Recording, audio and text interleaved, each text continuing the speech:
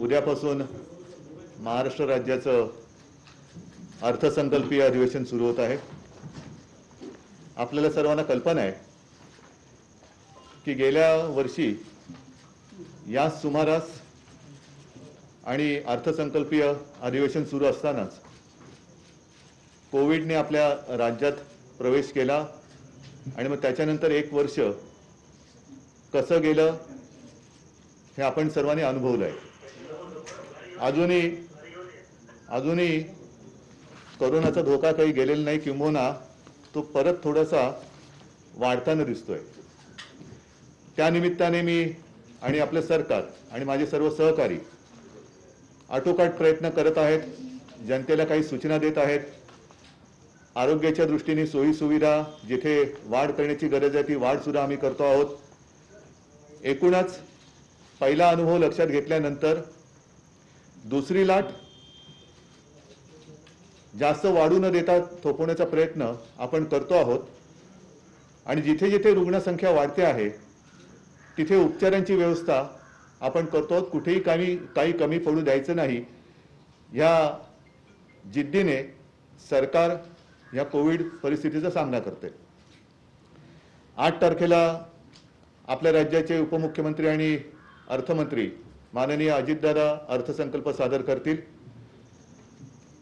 आणि मग त्या अधिवेशनात इतर सुद्धा काही विधेयक वगैरे जे आहेत, मग एकूण कामकाज कसं असतं काय असतं याची आपल्याला कल्पना आहे।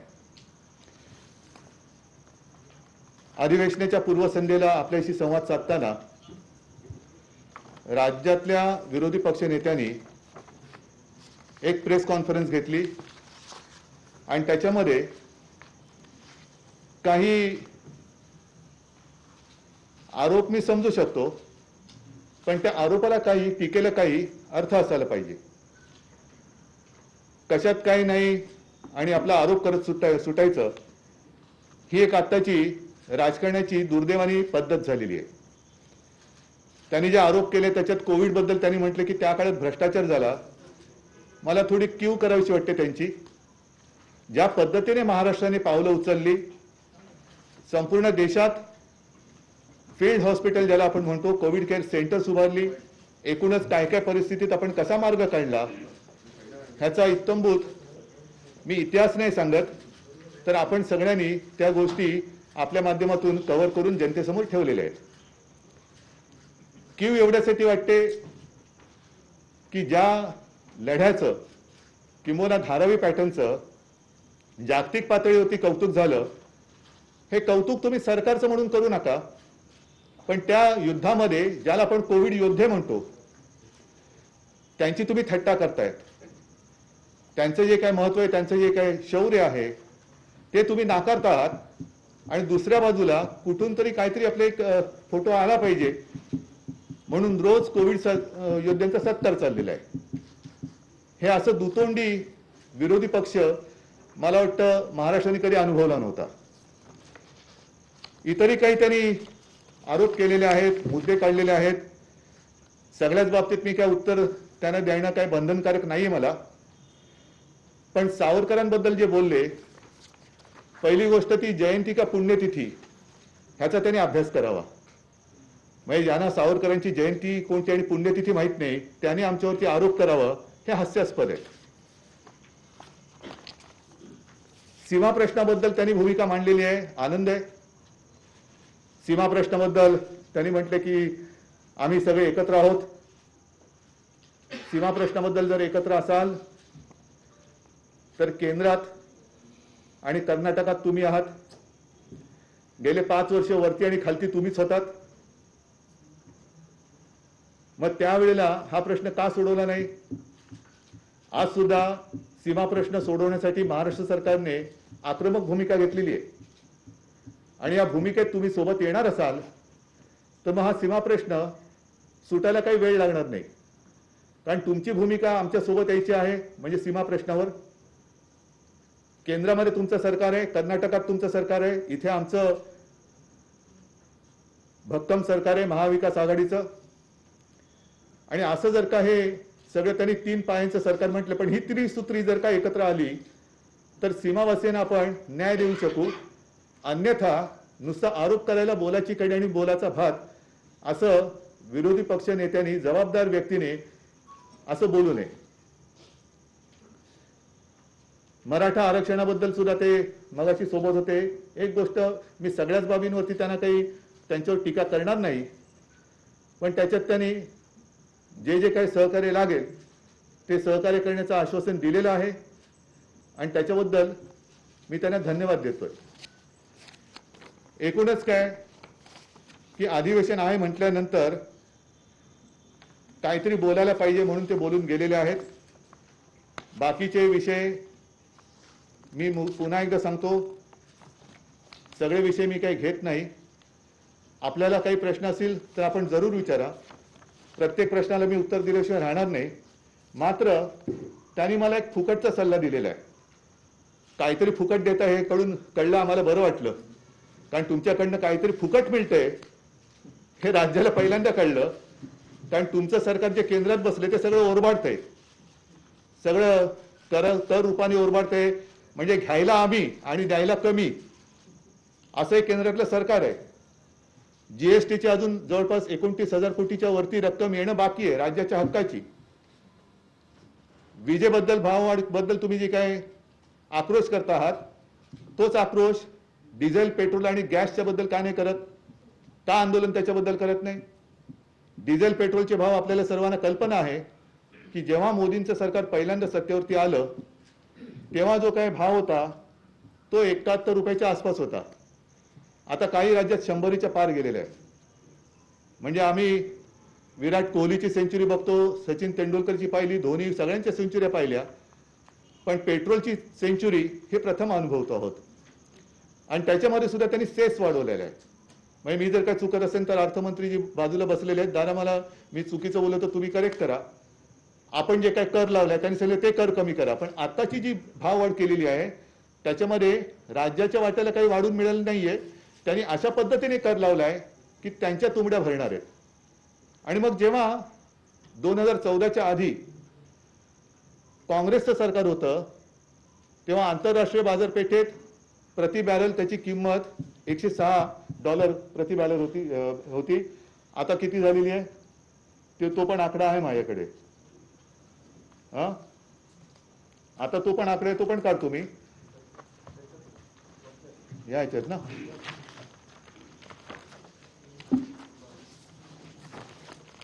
नाही, हा आकडा आहे तो काढा, त्याच्यात पण मिळेल.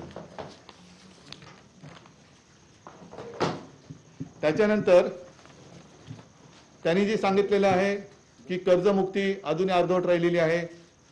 त्यांच्या वेळेची म्हणजे तेव्हा आम्ही त्यांच्या सोबत होतो ती कर्जमाफी ही आत्तापर्यंत चालू होती. पण एक गोष्ट मला नक्कीच समाधानाने सांगेन, अभिमानाने सांगेन की त्यांच्या वेळेला जे काही शेतकऱ्याला हेलपाटे मारायला लागत होते, जे काही त्याला सगळी प्रश्नावली होती ती सगळी काढून टाकून आधार कार्ड आणि त्या अंगठ्याच्या जोरावरती आम्ही विनासायास कर्जमुक्ती केलेली आहे. कुठेही शेतकऱ्यांची तक्रार आलेली नाहीये. त्याच्यानंतर कोरोनाचं संकट आल्यानंतर सुद्धा जिथे कर्जमुक्तीची रक्कम बाकी होती जवळपास 7,000 कोटी ती सुद्धा आपण दिलेली आहे. आणि ह्या ज्या काही थापा म्हणजे अशा थापा मारायच्या त्या अशा जोरात मारायच्या. सगळंच काही जोरात बोललं म्हणजे खरं असतं असं नाहीये. पण जे बोलायचं ते खोटं बोलायचं ते रेटून बोलायचं हे त्यांचीच वाक्य आहे, हे त्यांनाच लागू पडत आहेत. एकूणच काय की आपल्या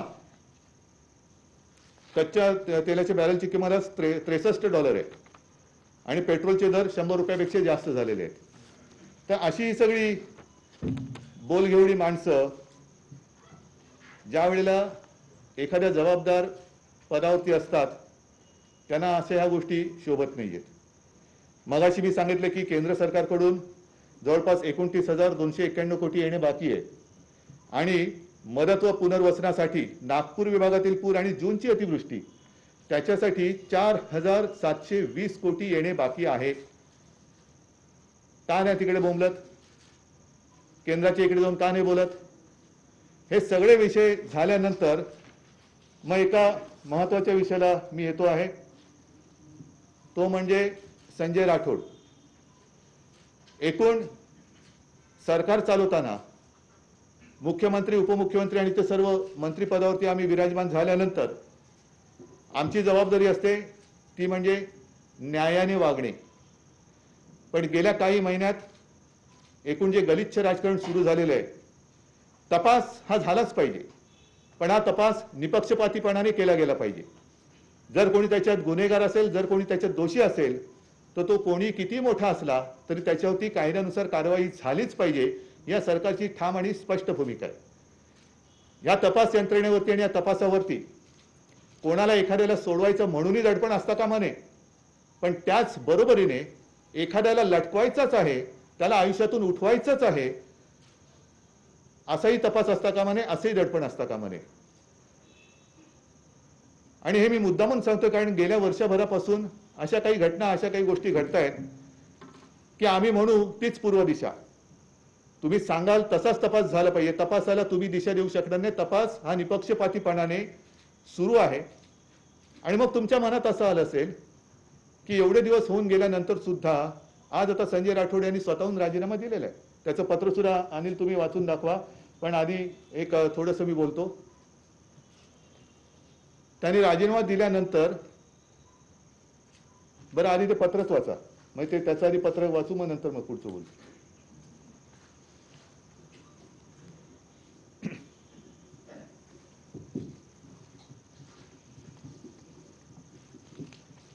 माननीय श्री उद्धवजी ठाकरे, मुख्यमंत्री महाराष्ट्र राज्य यांचे जय महाराष्ट्र।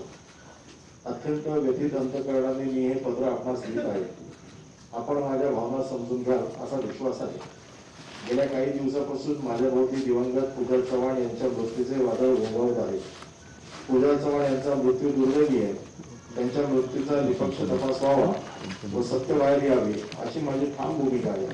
पण या सर्व प्रकरणाचे राजकीय भांडवल करून राज्यातील विरोधी पक्ष माझ्या चारित्र्यावरती बेछूट चिखलफेक करीत आहे। सरकारला बदनाम करण्यासाठी मोहीम राबवत आहे। विधानसभा चालू न देण्याची त्यांची भूमिका लोकशाहीच्या दृष्टीने चिंताजनक आहे।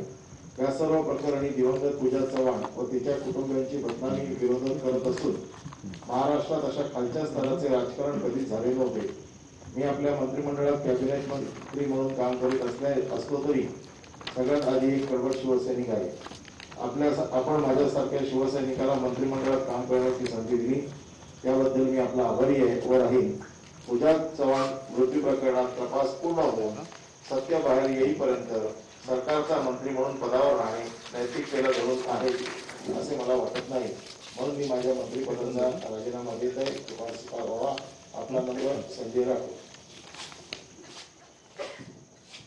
हे संजयनी राजीनामा पत्रात त्याच्या भावना व्यक्त केलेल्या आहेत। ह्या प्रत्येक गोष्टीला अनेक बाजू असतात। एक म्हणजे तुम्ही मनात विचार करत असाल की इतके दिवस का लावले, केवळ राजीनामा घेणं किंवा हातामध्ये काही पुरावे असोत नसोत गुन्हा दाखल करून मोकळे होणं म्हणजे कोणाला न्याय देणं असा त्याचा अर्थ होत नाही। ज्या क्षणी ही घटना घडली आणि आम्हाला सर्वांना कळली त्याच क्षणी आम्ही ह्या घटनेची निपक्षपातीपणाने चौकशी आणि तपास करण्याचे आदेश दिलेले आहेत आणि पोलिसांना तशा सूचना दिलेल्या आहेत, तसे आदेश दिलेले आहेत की हा तपास चालू आहे असं नाही, एक कालबद्ध काहीतरी तुम्ही ठरवा आणि लवकरात लवकर तुमच्या तपासाचा अहवाल आम्हाला सादर करा आणि मग त्याच्यातनं जे काही सत्य बाहेर येईल ते सत्य कोणालाही पाठीशी घालणार नाही आणि कोण जर त्याच्यात आरोपी असेल, कोणी काही असेल तर त्याला क्षमा होणार नाही। पण हे सगळं करत असताना नुसती आदळआपट करून तपासाची दिशा भरकटवून टाकायची, हा जो काही एकूण प्रकार आणि प्रघात घातला जातोय हा फार गंभीर आहे। आधी चौकशी नीट होऊ द्या, तपास नीट होऊ द्या आणि तपासावरती ही तपास यंत्रणा तीच आहे ज्यांच्यावरती तुमचा अविश्वास आहे। तुमच्या काळात सुद्धा हीच तपास यंत्रणा होती आणि ह्याच तपास यंत्रणेने म्हणजे महाराष्ट्र पोलीस, मुंबई पोलीस यांच्यावरती सातत्याने अविश्वास दाखवला जातोय। पण ह्याच पोलिसांनी त्यांच्या काळात सुद्धा अगदी चांदा ते बांदा ज्या काही घटना दुर्घटना घडल्या असतील, ज्या काही मृत्यूची प्रकरणं घडली असतील, आत्महत्येची घडली असतील, त्यांचा सुद्धा तपास ह्याच यंत्रणेने केला होता आणि त्यांच्यावरती तेव्हा तुमचा जर का विश्वास असेल तर आता अविश्वास कसा काय दाखवता? शेवटी राज्य कोणावरती चालतं? पोलीस यंत्रणा असेल, इतर सर्व यंत्रणा असतील, ह्या सरकारच्या पाठकाणा असतात, एक मजबूत खांब असतो आणि त्यांच्यावरतीच अविश्वास दाखवणार असाल तर मला असं वाटतं आपणच आपल्या हाताने पायावरती कुऱ्हाड मारून घेतो आहोत. हे जसं संजय राठोड यांचं पत्र आपल्यासमोर वाचून दाखवलं, त्यांनी दुपारी येऊन राजीनामा सादर केला आणि ही बातमी आल्यानंतर मग अशी मराठा आरक्षणासंदर्भात बैठक झाली, मग आमची मंत्रिमंडळाची बैठक झाली आणि ती संपून मी इथे येत असताना पूजाचे आई वडील आणि त्याची बहीण ह्या आज मला येऊन भेटले. साहजिकच आहे, त्यांच्या डोळ्यामध्ये अश्रू आहेतच, पण ते अश्रू आणि त्यांच्या भावना ह्या मी मुद्दामून तुमच्यासमोर मांडत आहे. त्यांनी मला एक पत्र दिलेलं आहे, तेही पत्र तुम्ही ऐकलं पाहिजे. सन्माननीय मुख्यमंत्री महोदय, महाराष्ट्र राज्य, पूजा चव्हाण विजय आत्महत्या प्रकरणी होणारी आमची व आमच्या समाजाची बदनामी थांबवण्याबाबत महोदय, आमची मुलगी कुमारी पूजा चव्हाण हिचा दिनांक 7 फेब्रुवारी रोजी दुर्दैवी मृत्यू झाला. कुठल्याही माता पित्यासाठी आपल्या पोटच्या गोळ्याचा मृत्यू हा अत्यंत वेदनादायी असतो. आमची ही वेदना आता कधी भरून येणार नाही. मुलीच्या अकाली मृत्यूच्या दुःखापेक्षा अधिक त्रासदायक व आक्षेपार्ह म्हणजे माझ्या मुलीच्या मृत्यू संदर्भात जी चर्चा होत आहे तिच्यावर खूप गलिच्छ आरोप लावून श्री संजय राठोड राज्यमंत्री यांचे नाव घेऊन उलटसुलट बातम्या येत आहेत, जे निराधार आहेत. आपण या संबंधीचा पोलीस चौकशीचे आदेश दिलेले आहेत. आपल्यावर आमचा पूर्ण विश्वास आहे व या घटनेचा तपास वेगाने व्हावा व जे दोषी असतील त्यांच्यावर आपण निश्चितच कारवाई कराल याची आम्हाला खात्री आहे. आमच्या मुलीचा बळी गेला, पण फक्त संशयावरून कोणाचाही बळी जाऊ नये. श्री संजय राठोड यांच्या राजीनाम्याची कोणतीही मागणी आम्ही केलेली नाही. आमची मुलगी गमावली, परंतु या राजकारण करून दररोज होणारे आरोपाने तिचा रोज बळी जातोय.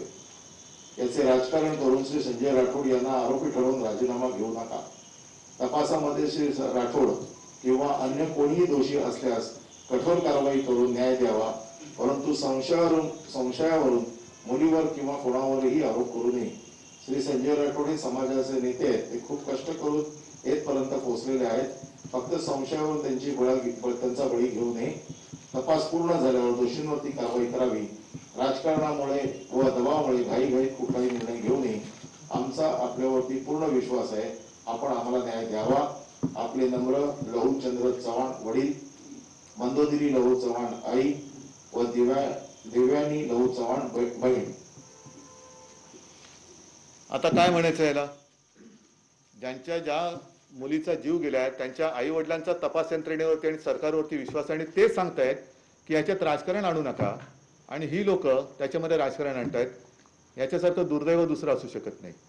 आणि म्हणून मला असं वाटतं प्रत्येक पाऊल टाकताना खूप समजूतदारपणाने आणि गांभीर्याने टाकावं लागतं.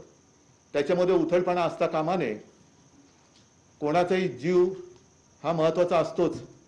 ती घटना दुर्दैवी आहेच, त्याचा तपास हा होणारच, आणि त्या तपासाअंती जे काय सत्य असेल ते सत्य स्वीकारलं जाईलच. त्याच्यात कोणाचं नाव असलं, कोणाहीवरती त्याच्यात दोषारोप असेल, काही असेल, तर तो कोणी असला तरी त्याच्यावरती कारवाई होणारच. त्याच्याबद्दल त्यांच्या मनात शंका नाही आहे. मला असं वाटतं इतरांच्याही मनात तशी शंका असण्याचं कारण नाही आहे.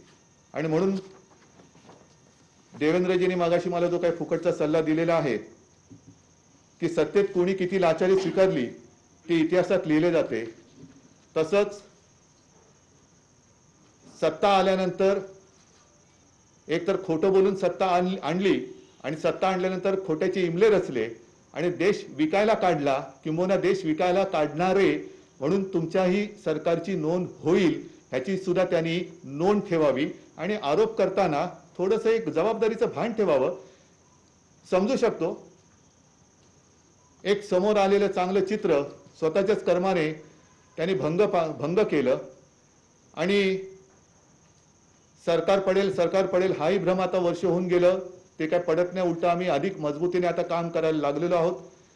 महाराष्ट्राच्या हिताचं, महाराष्ट्राच्या विकासाचं स्वप्न घेऊन आम्ही पुढे जात असताना इतर ठिकाणी त्याचं कौतुक होतंय, पण तुमच्या मनामधले जे काही थोडंसं खतखततंय ती खतखत जरूर काढा.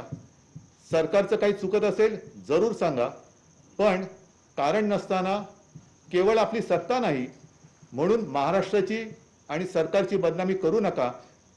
कारण स्वतःच्याच घरचा काळ अशी सुद्धा इतिहासामध्ये आपली नोंद होऊ देऊ नका. हीच माझी त्यांना हात जोडून नम्र विनंती आहे.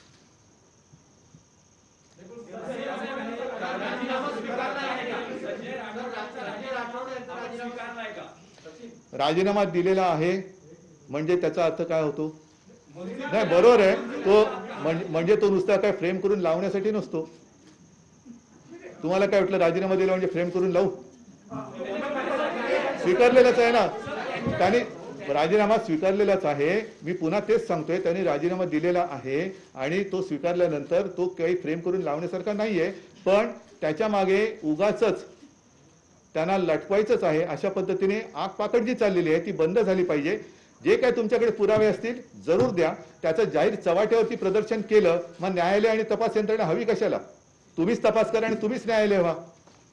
तुमच्याकडे काही असतील साक्षी पुरावे, जा ना, तपास काम करणारी जी लोक आहेत त्यांच्याकडे द्या, सादर करा. एक तर या प्रकरणात त्यांच्या आई वडिलांची तक्रार तर नाहीच आहे, उलट त्यांनी या तपास यंत्रणेवरती विश्वास व्यक्त केलेला आहे.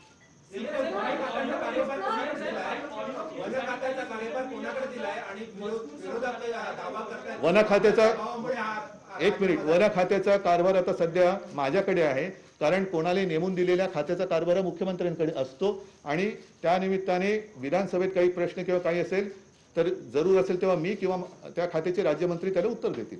नाही तर आम्ही सगळेजण आहोतच.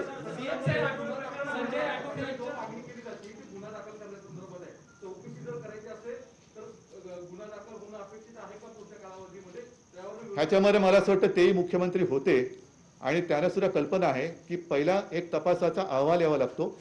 गुन्हा दाखल करून तपास किंवा तुम्ही म्हणताय म्हणून गुन्हा दाखल करणं असं त्याचा प्रकार होत नाही. आता तपास हा होतोय आणि तपासाचा अहवाल लवकरात लवकर सादर होणार हे मी तुम्हाला सांगितले, सादर करायला सांगितलेले आहे. त्याच्यात जो काय असेल तो उघड होणार आहे अहवाल.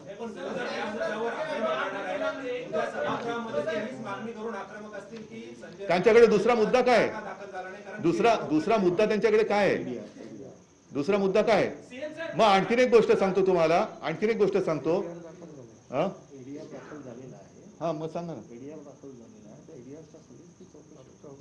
तुम्ही कायद्याविषयी चांगलं बोलत सांगा. या संदर्भात मुंबई पोलिसांनी एडीआर दाखल केलेला आहे आणि त्या एडीआरच्या अंतर्गत ही चौकशी चालू आहे.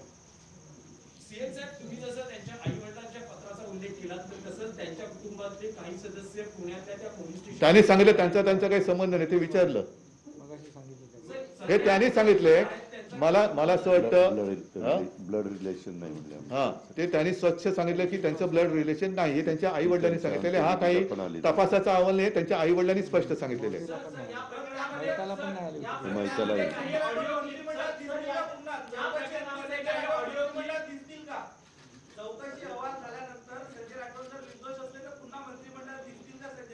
तुमची काय इच्छा आहे? नाही, त्यांनी त्याला पोचवायचंच ठरवलं असेल तर ते त्यांचा कशावर विश्वासच नाही. हे त्यांनी म्हणजे काय की उद्या मी अजून काही म्हणतच नाहीये, तपासाचा अहवाल नीट येऊ द्या हेच माझं म्हणणं आहे. निपक्षपातीपणे तो येणार, पण त्यांना कदाचित त्याची खात्री असेल नसेल म्हणून ती यंत्रणाच तरी खोटी ठरवून टाकलेली आहे. म्हणजे काय वाटेल ते करा, तपास करा नका करू ह्याला ठोकाच. हे कोणतं हा कोणतं नाही आहे.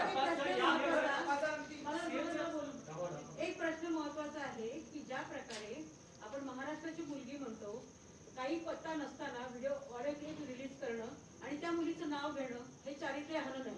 अशा लोकांवर आपण काय कारवाई करायची? हा फार महत्वाचा प्रश्न आहे आणि हा मुद्दा महत्वाचा आहे. माझं म्हणणं की याच्यावरती सुद्धा विचार करून, कारण त्या आई वडिलांची मागणी तीच आहे की आमच्या कुटुंबियांची आणि मुलीची बदनामी थांबवा म्हणून त्यांच्यावरती आपण म्हणता म्हणून एक महिला म्हणून आपल्या भावनेचा मी आदर करतो आणि त्यांच्यावरती गुन्हे दाखल करण्याची सुद्धा जर तशी शक्यता असेल तर ते गुन्हे जरूर दाखल केले पाहिजे.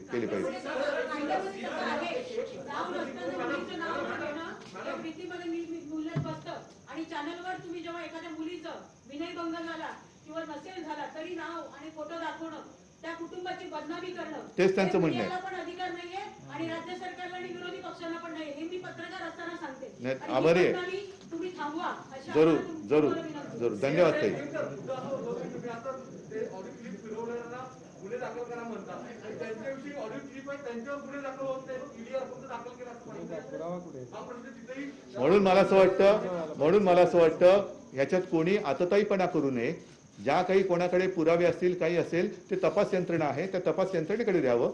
त्या तपास यंत्रणेचा संपूर्ण एक अहवाल तर येऊ द्या आणि त्याच्यामध्ये ते सगळे काही पुरावे आहेत ते धरले जातील.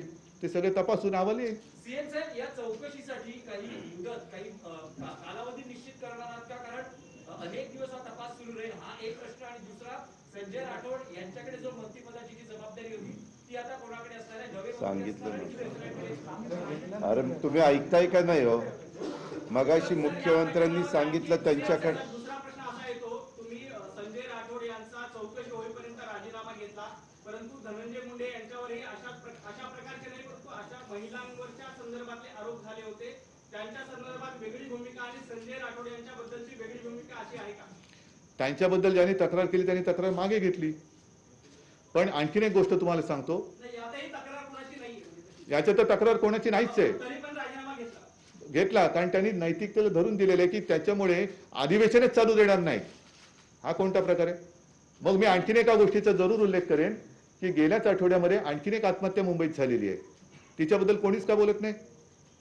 जर संजय राठोड बद्दल तुम्ही संशय व्यक्त करता म्हणून त्याच्यावर गुन्हा दाखल करण्याची मागणी करतात, ह्या दुर्दैवी घटनेत कुठेही आत्महत्येची म्हणजे सुसाईड नोट नाही, कोणाचे आरोप नाहीत, काही नाही, तरी गुन्हा दाखल करायची मागणी होते आहे. पण दुसरी जी आत्महत्या मुंबईमध्ये झाली त्या आत्महत्येमध्ये 13-14 पानाची सुसाईड नोट आहे आणि त्याच्यामध्ये विशिष्ट नावं लिहिली गेलेली आहेत. आता ती नावं जर का उच्चपदस्थ असतील तर त्यांचाही राजीनामा घेतला गेला पाहिजे आणि मुंबई पोलिसांना तपासाला त्यांना सहकार्य करायला लावलं पाहिजे. अन्यथा जर का ते भारतीय जनता पक्षाचे कोणी असतील तर त्यांना असा कोणाचा छळ करून आत्महत्या करायला प्रवृत्त करायला त्यांच्या वरिष्ठांचा आशीर्वाद आहे का? एका खासदाराने आत्महत्या केलेले 7 टर्मचा खासदार आणि तो 7 वेळा एका मतदारसंघातून जिंकून येतो. जिंकून आल्यानंतर त्याला आत्महत्या करायला मुंबईत येत आहेत आणि दुर्दैवाने त्याच्यात त्यांनी असं म्हटलेलं आहे की इकडे आल्यानंतर इथल्या मुख्यमंत्र्यांवरती आणि पवार साहेबांवरती माझा विश्वास आहे, ते मला न्याय देतील. मग त्याच्यात जी काही नावं दिलेत ती जर का भाजपच्या उच्च पदस्थांची असतील तर किंवा कुठल्याही तिथल्या प्रशासकीय अधिकाऱ्यांची असतील तर त्यांना तसा छळ करण्याचा आणि आत्महत्येला प्रवृत्त करण्याचा परवाना भारतीय जनता पक्षाच्या म्हणजे देवेंद्र फडणवीसांच्या नेत्यांनी दिला आहे का? त्यांचा त्यांना आशीर्वाद आहे का? ह्याचं उत्तर मिळालं पाहिजे. कारण जसं इकडे त्या पूजाने आत्महत्या केली तसं त्या डेलकरांनी आत्महत्या केली. महिला आणि पुरुष हा एक फरक आहे. पण डेलकरांनी आत्महत्या केल्यानंतर त्यांचं घर उघडं पडलं. त्यांच्या पत्नी त्या पण निराधार झाल्या, त्या पण महिलाच आहेत. त्यांची बाजू कोण का मांडत नाही?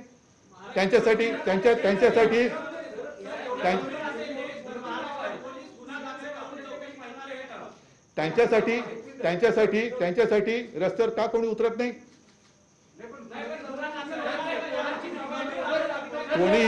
कोणीही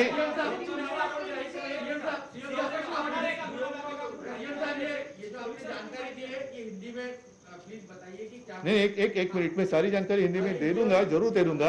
लेकिन बात तो ऐसी है कि जिन लोगों के नाम मोहन डेलकर जी के सुसाइड नोट में है, पुलिस तो अपनी जांच करेगी, जरूर करेगी, लेकिन वो तो केंद्र शासित प्रदेश है और इसलिए मैं प्रधानमंत्री जी और केंद्रीय गृह मंत्री जी को भी रिक्वेस्ट करना चाहता हूं कि आप भी वहां की जो भी प्रशासन है उनको निर्देश करिए कि मुंबई पुलिस जब भी आएंगे तो अपना सहकार्य करे. माननीय मुख्यमंत्री जी, डेलकर जी के मामले में चर्चा ये है कि उनका क्रिमिनल बैकग्राउंड रहा है, इसलिए आप सुनकर नहीं रहे. जो आपने जांच की है उसमें क्या सामने आया है? नहीं, जांच अभी तक की नहीं है. अगर क्रिमिनल बैकग्राउंड होती या होगी तो उनके ऊपर आप केस कर सकते थे, केस कर सकते थे.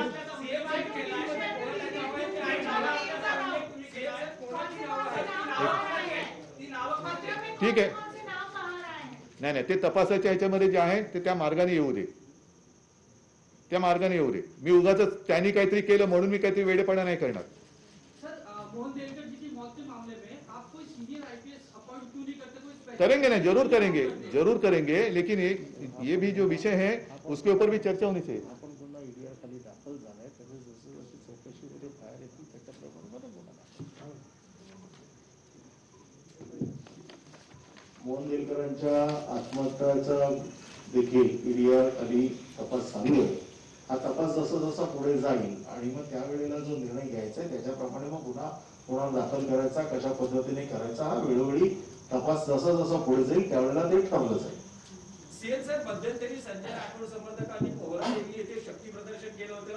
अनेकांना कोरोनाची बाधा झाली होती. त्यावेळेसही त्याआधी तुम्ही भूमिका जाहीर केली होती, सभा समारंभ मोर्चे आयोजित करू नये. असं असतानाही हे शक्ती प्रदर्शन झालं. त्यावर आपली त्यांच्यावरती ज्यांनी शक्ती प्रदर्शन केलं त्यांच्यावरती गुन्हे दाखल झालेले आहेत आणि त्याच्यानुसार त्यांच्यावरती कारवाई केली गेलेली आहे. नाही, पण स्वतः संजय राठोड त्या ठिकाणी होते, तर संजय राठोडांवर काही कारवाई होणार आहे का? त्यानुसार जे काय असेल ते होईल. पण त्यांनी एक तर कोणाला त्यांना विचारलं, कोणाला या म्हणून सांगितलेलं नव्हतं, येऊ नका म्हणून सांगितलं होतं. आणि त्यांच्यावरच्या प्रेमाने किंवा काही असेल ती सगळी लोक जमली होती. पण ज्यांनी गर्दी केली त्यांच्यावरती कारवाई झालेली.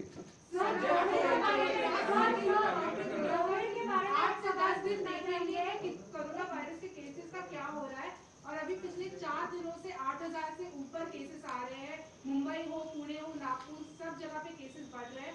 क्या परिस्थिति, क्या लॉकडाउन की परिस्थिति? लॉकडाउन की नहीं, आप देख रहे हो कि हम तो सारे मास्क लगाकर बैठे हैं. आप लोगों में से कुछ लोगों ने मास्क पहना है, कुछ लोगों ने नहीं पहना है.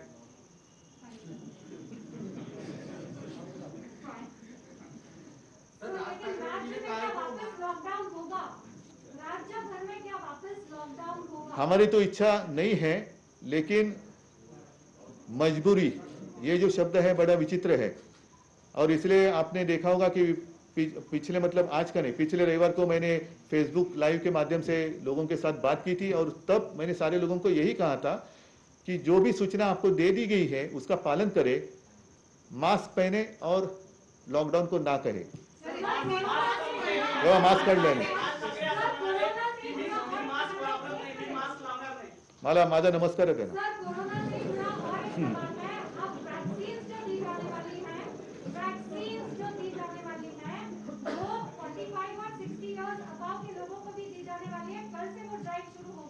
लेकिन राज्य सरकार की तरफ से महाराष्ट्र के लिए स्पेसिफिकली इंस्ट्रक्शंस नहीं आई हैं, तो क्या कल प्राइवेट अस्पतालों में ये वैक्सीन मिलना शुरू हो जाएगा? पहले वैक्सीन तो आने दीजिए, फिर सूचना आएगी. पत्रकारांना कधी देणार? दिल्लीने कळवल्यानंतर. सर, कल आपका ऑब्जर्वेशन क्या है कोरोना वायरस को लेकर? इतने दिन पास हो गए हैं, आपने 8-10 दिन का जो नहीं, देखिए ऐसा है, आपने अच्छा सवाल पूछा. बढ़त तो हो रही है. आज ही अभी हमने जानकारी ले ली. सब जगह बढ़त तो हो रही है. खास कर विदर्भा में अमरावती है, अकोला है, वाशिम आणि यवतमाळ, बुलढाना, यहाँ पिछले वक्त जब पीक पर थी केसेस, उससे भी ज्यादा क्रॉस किया है केस ने. तो सारे लोगों ने एक क्या कहे, मास्क तो पहनना चाहिए. जो 3 बातें, वैक्सीन आएगी, जरूर आएगी, लेकिन वैक्सीन लेने के बाद भी मास्क तो पहनना ही होगा. आने वाले कुछ महीनों तक शायद ये सिलसिला जारी रहेगा और हमें तो थोड़ी सी एक ज्याला खबरदारी म्हणतो तिथं घ्यावी लागेल.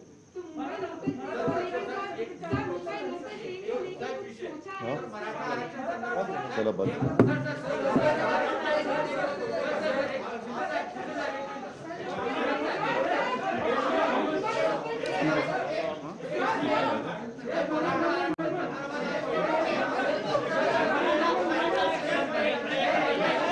अशोकराव, मराठा आरक्षण तुम्ही अशोकराव सांगतात मराठा आरक्षणाबद्दल.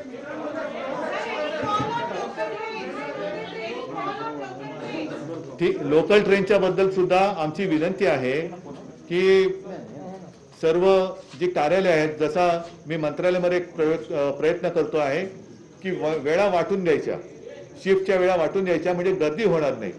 कारण काम तर सगळ्यांना करावं लागतंय, म्हणून ज्याला आपण पीक आवर म्हणतो त्या पीक आवरची विभागणी करावी आणि येता जाताना आणि प्रत्यक्ष कार्यालयाच्या ठिकाणी सुद्धा, कार्यालयामध्ये सुद्धा कोविड बद्दलच्या ज्या काही सूचना आहेत त्याचा तंतोतंत वापर करावा, ही आमची सगळ्यांना नम्र विनंती आहे. मला वाटतं मराठा आरक्षणाबद्दल संदर्भामध्ये सन्माननीय मुख्यमंत्र्यांच्या, उपमुख्यमंत्र्यांच्या उपस्थितीमध्ये उपसमिती आणि विरोधी पक्ष नेते देवेंद्रजी फडणवीस, त्याचबरोबर राज्याचे ऍडव्होकेट जनरल आणि ऍडव्होकेट थोरात त्याचबरोबर केंद्रामध्ये आपले असलेले सुप्रीम कोर्टाचे ज्येष्ठ विधितज्ञ श्री मुकुल रोहतगी, श्री पटवालिया आणि अन्य ॲडव्होकेटचे मराठा समन्वयक त्यांची आणि खासदार उदयनराजे भोसले आणि संभाजीराजे यांच्या उपस्थितीमध्ये प्रदीर्घ चर्चा झाली.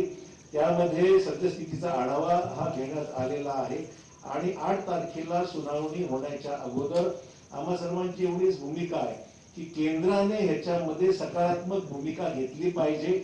अटॉर्नी जनरलला ह्याच्यामध्ये सुप्रीम कोर्टाने नोटीस काढली असल्यामुळे केंद्र सरकारला आता एक उत्तम संधी आहे की त्यांनी मराठा आरक्षणाच्या समर्थनार्थ तिथे भूमिका घेण्याची नितांत गरज यासाठी आहे की इकॉनॉमिकल वीकर सेक्शनचा जो निर्णय केंद्र सरकारने 102वी घटना दुरुस्ती करून जो घेतलेला आहे त्याला सुद्धा सर्वोच्च न्यायालयामध्ये तोही प्रश्न सध्या गेलेला आहे.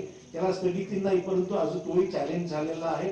त्याचबरोबर जवळपास 16 राज्यांच्या आरक्षणा संदर्भातले विविध प्रश्न हे सुद्धा सुप्रीम कोर्टाच्या समोर सध्या आहेत आणि हे लक्षात घेता केंद्र सरकारने पहिली गोष्ट महत्वाची जी आमची अपेक्षा आहे केंद्र सरकारकडून की आम्ही जी भूमिका घेत आहोत ती भूमिका त्यांनाही घ्यावी, कारण की ईडब्ल्यूएस हा प्रश्न संपूर्ण देशामध्ये ईडब्ल्यूएस लागू झालेला आहे, तोही न्यायप्रविष्ट झालेला आहे. त्यामुळे हा प्रश्न जो 50% आरक्षण गेल्यामुळे अडचणीमध्ये आलेला आहे देशामध्ये सुद्धा आणि महाराष्ट्रात सुद्धा.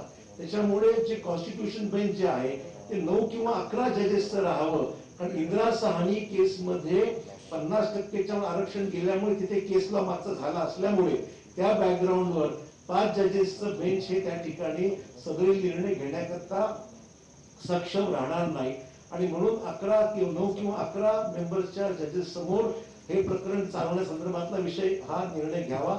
व्हर्च्युअल हिअरिंगच्या ऐवजी फिजिकल हिअरिंग त्या सर्व केसेसमध्ये व्हावी अशी अपेक्षा आहे. देवेंद्र फडणवीस साहेबांना सन्माननीय मुख्यमंत्र्यांनी विनंती केलेली आहे की आपण सुद्धा पुढाकार घ्या.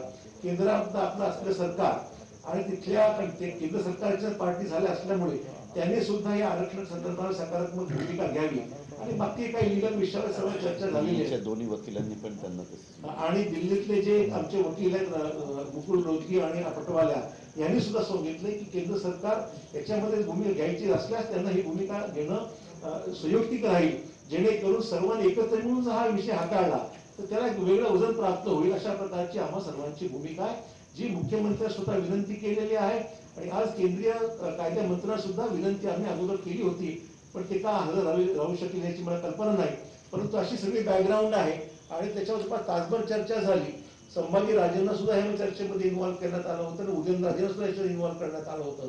काही बाकी वकील मराठा समाजाच्या संदर्भातले जे होते त्यांना सुद्धा इन्व्हॉल्व करण्यात आलं होतं. एक सारांश आपल्यासमोर मांडलेला आहे.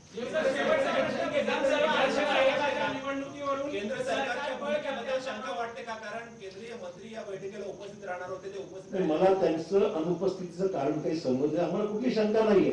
कारण देवेंद्र फडणवीसांनी सुद्धा सकारात्मक भूमिका याच्यामध्ये व्यक्त केली. ते म्हणे मी जरूर माझ्या वतीने सुद्धा या मताशी मी सहमत आहे आणि मी सुद्धा या बाबतीमध्ये माझ्या पद्धतीने प्रयत्न करणार आहे असं त्यांनी आश्वासन दिलं. कुठल्या शंका बाळगायचं कारण नाही, परंतु प्रत्येक सुनावणीमध्ये सगळ्या गोष्टी येणं आवश्यक आहे. राज्य सरकार पेट्रोल आणि डिझेलवरचा टॅक्स सरकार असा आरोप विरोधकांनी केला आहे. सरकारचा आपल्याच आमदारावर विश्वास नाही, त्याच्यामुळे विधानसभा अध्यक्षपदाची निवडणूक घेतली जात नाही असा आरोप देवेंद्र फडणवीसांनी केला होता. जर त्यांना तसं वाटत असेल तर त्यांनी अविश्वास ठराव दाखल करावा. वाजून दाखवतो की किती आमदार बरोबर आहेत आणि किती त्यांच्या बरोबर. चला ते अर्थसंकल्पाच्या वेळेस सांगतो. ठाकरे यांनी आपली भूमिका स्पष्ट केलेली आहे. मराठा आरक्षणावर केंद्रानं भूमिका स्पष्ट करावी असं अशोक चव्हाण यांनी म्हटलं. तर संजय राठोड यांच्या प्रश्नावर मुख्यमंत्री उद्धव ठाकरे यांनी उत्तर दिली आहेत. संजय राठोड यांनी स्वतःहून नैतिकतेच्या मुद्द्यावर राजीनामा दिलेला आहे आणि तो आपण स्वीकारलेला आहे असं मुख्यमंत्री उद्धव ठाकरे यांनी म्हटलेलं आहे. आज दुपारच्या सुमारास संजय राठोड यांनी मुख्यमंत्री उद्धव ठाकरे यांच्याकडे आपला राजीनामा सोपवला आणि त्याच वेळेला तो राज्यपालांकडे देऊ नका अशी विनंती त्यांनी केली होती. मात्र हा राजीनामा आपण स्वीकारला असल्याचं मुख्यमंत्री उद्धव ठाकरे यांनी पत्रकार परिषदेमध्ये सांगितलं. या प्रकरणाचा तपास निष्पक्षपाती व्हायला हवा, तसंच कालबद्ध व्हायला हवा असंही त्यांनी म्हटलं. या संदर्भातला अहवाल लवकरात लवकर द्या असे आदेश आपण पोलीस अधिकाऱ्यांना दिल्याचं देखील त्यांनी सांगितलं. तपास लवकर पूर्ण करा असं देखील आपण पोलीस अधिकाऱ्यांना सांगितल्याचं मुख्यमंत्री उद्धव ठाकरे यांनी म्हटलं. मात्र विरोधी पक्ष याचं राजकारण करतायत, हे गलिच्छ राजकारण सुरू आहे असंही मुख्यमंत्र्यांनी यावेळी म्हटलं.